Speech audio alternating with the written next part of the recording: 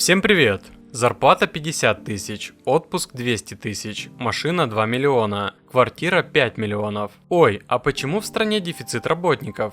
Я не знаю, сколько лет нужно на это учиться, но в этом году наши отечественные экономисты внезапно выяснили, что одним из главных факторов, сдерживающих рост российской экономики, оказался кадровый голод. Это наряду с известными событиями в соседней с нами стране, восстановлением после сами знаете какого вируса и введением санкций. Но если вирус был явлением спонтанным, а события в соседней стране наполовину спонтанными, то вот уж дефицит кадров просматривался давно и отчетливо. Некоторые чиновники предсказывали его еще в начале 90-х годов. В целом от этих самых 90-х мы ушли совсем недалеко. Как пишут в прессе, сегодня российские промышленные предприятия столкнулись с самым мощным дефицитом работников с 1996 года. Особенно страдает легкая промышленность, тяжелая пока еще как-то перебивается. В декабре этого года дефицит кадров составил уже 35%, и он довольно быстро растет. Сравните, в январе этого же года он составлял лишь 27%. Куда деваются слесари, технари и токари?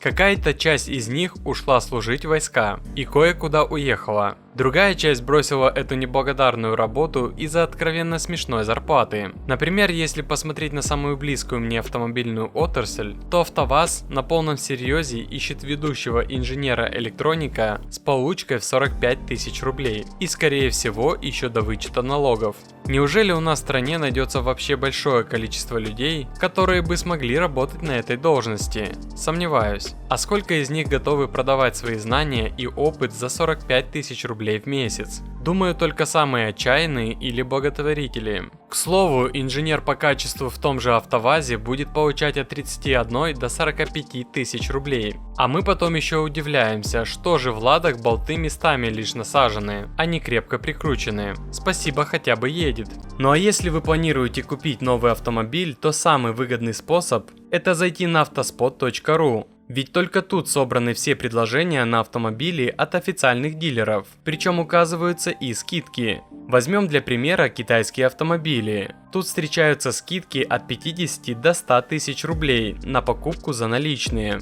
Если в вашем городе таких скидок нет, посмотрите, к примеру, Питер. Там прям предложения очень хороши. И так по каждой марке и модели. Остается лишь выбрать машину и оставить заявку для бронирования. Заходите на Автоспот, ссылка в описании. Что же дальше? Без еще одной юридической конторы или психологического центра мы как-то прожить сможем, а вот без промышленности нет. Поэтому с огромным скрипом и рвущимися жилами, но директорам заводов придется поднимать зарплату уже в следующем году. Иначе крутить те же самые болты придется совету директоров. Все просто. С 93 года, момента развала промышленности, прошло 30 лет. Когда промышленность разваливалась, осталось много лишних работников. Естественно, при такой конкуренции за рабочие места не было смысла повышать зарплату. Просто брались наиболее подготовленные инженеры и рабочие с опытом 30-40 лет, с нормальным здоровьем и работоспособностью. Молодых без опыта за забор. Если кто-то из нанятых недоволен, за забором очередь. Так и было. И никто не дергался. Из-за этого не нужно развивать автоматизацию, улучшать управление. Вообще ничего не нужно. Наступил 2024 год. Те, кому было 30, 40, 50 лет, стало 60, 70, 80. Плюс напряженный труд, плюс 90-е годы. Короче, удержать уже никак. Они ушли на пенсию.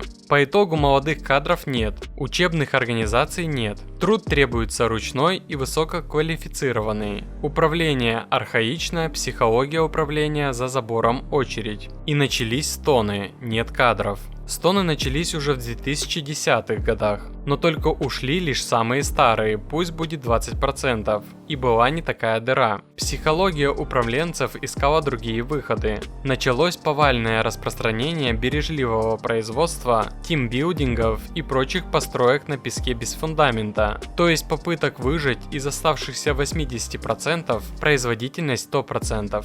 А вот теперь мы подошли к краю и началось «Ах, кто это сделал? Ай-яй-яй». В России нет безработицы, в России есть беззарплатица. А какая реальная зарплата у вас? Пишите в комментариях.